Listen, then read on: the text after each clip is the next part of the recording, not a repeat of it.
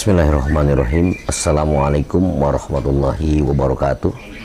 Waalaikumsalam warahmatullahi wabarakatuh. Bapak-bapak jamaah Al-Kausar yang insya Allah dimuliakan Allah subhanahu wa ta'ala.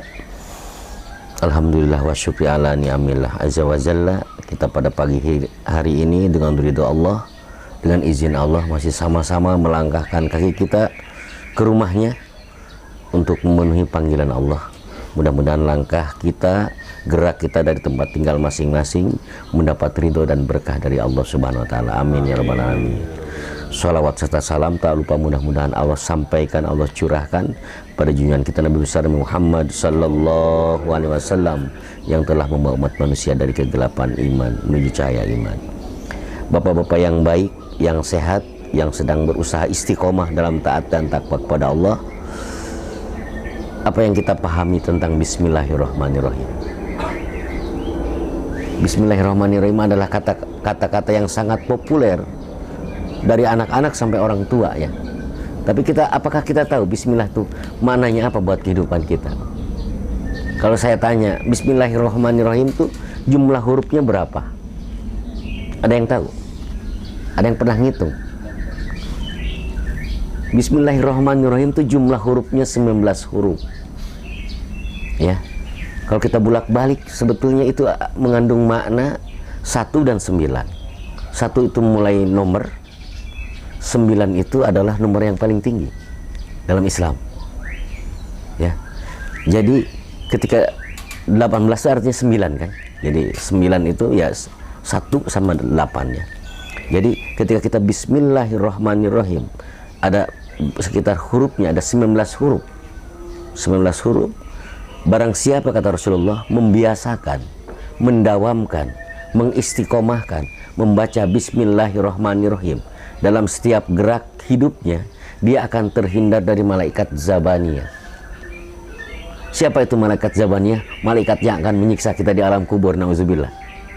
Malaikat yang akan menyiksa orang-orang berdosa di kubur itu adalah malaikat Zabaniyah, yang mukanya seremnya minta ampun, yang matanya merahnya minta ampun. Tapi ketika kita beristiqomah dalam sehari-hari membaca bismillah, insya Allah kita akan terhindar dari siksaan malaikat Zabaniyah ya. Untuk itu ngajak saya ya, ayo segala aktivitas kita mulailah dengan Bismillahirrahmanirrahim. Dalam hadis yang diriwayatkan oleh Hakim, kullu amrin dibalin la yubda fihi Bismillahirrahmanirrahim fahuwa abtar. Segala sesuatu, segala perkara yang baik tidak dimulai dengan Bismillahirrahmanirrahim, maka perkara itu adalah cacat. Contoh, kalau kita mau makan, kita baca bismillah, itu tidak cacat, itu sempurna. Bismillahirrahmanirrahim. Bahkan salah satu keutamaan Bismillahirrahmanirrahim adalah ketika kita masuk rumah, membiasakan baca Bismillahirrahmanirrahim, dan kita makan membaca Bismillahirrahmanirrahim, apa kata setan beserta pasukannya kepada kawan-kawannya ketika ada rumah dibacakan bismillah? Hari ini kita tidak dapat makan malam gratis. Hari ini kita tidak bisa memasuki rumah orang itu. Kenapa? Karena ketika membuka pintu kita baca Bismillahirrahmanirrahim, lalu kita makan baca Bismillahirrahmanirrahim, saya berkata hari ini kita tidak dapat bersenang-senang di rumah orang itu. Merugilah kalian, kata setan. Jadi rugi bagi setan, beruntung buat kita kalau kita baca Bismillahirrahmanirrahim. Masuk rumah, baca Bismillahirrahmanirrahim, makan Bismillahirrahmanirrahim. Sehingga dalam satu hadis ketika kita lupa baca bismillah ketika makan ya pekerjaan yang sederhana ya, tapi ketika kita baca Bismillahirrahmanirrahim itu nilainya luar biasa. Setan tidak ikutan makan. Makanya perhatikan kalau ada orang tamak makannya, pasti nggak baca Bismillahirrahmanirrahim. Makan sedemikian dahsyatnya. Nah, kalau kita kelupaan, ada doa Bismillahi awaluhu wa akhiruhu. Jadi ketika kita lupa baca doa mau makan, ucapkanlah Bismillahi awaluhu wa akhiruhu. Contoh sekarang nih, orang ngomong ini ngomong itu. Apakah tahu makanan yang dibikin oleh KFC, McD, cara motongnya gimana? Sesuai syariah atau tidak? Betul nggak motongnya pakai bismillah? Kan kita nggak tahu. Kita tiba-tiba kita makan, anak kita makan, istri kita makan. Apa yang kita lakukan? Bismillahi awaluhu wa akhiruhu. Jadi justru bismillahirrahmanirrahim membuat setan tidak senang. Karena pernah satu ketika ada sahabat jatuh dari kudanya itu tidak bisa dipegang, celakalah setan. Apa yang Nabi bilang? Jangan kau ucapkan celaka setan, tapi ucapkanlah bismillahirrahmanirrahim, maka setan akan celaka. Ya, jadi bismillahirrahmanirrahim itu kandungannya luar biasa dalam. Makanya dimulai kalimatnya bismi, dengan menyebut, tidak dengan billahi, tapi dengan menyebut. Menyebut siapa?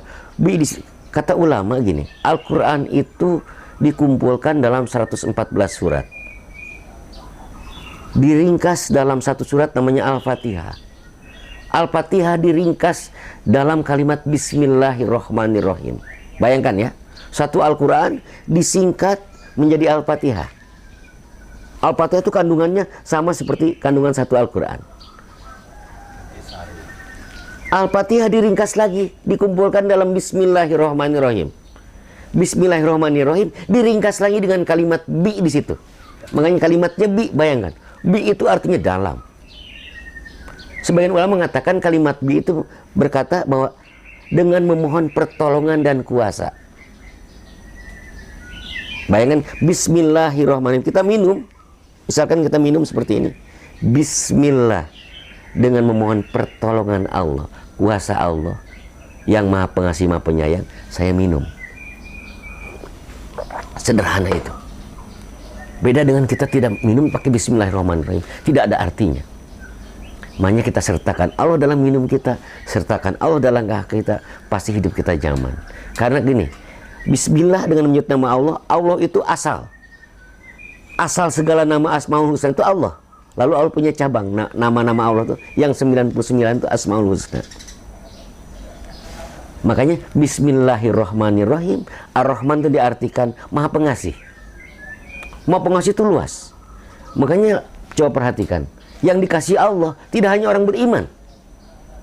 Burung, binatang, tumbuh-tumbuhan, bahkan orang tidak beriman pun Allah kasih. Karena Allah punya sifat Rahman.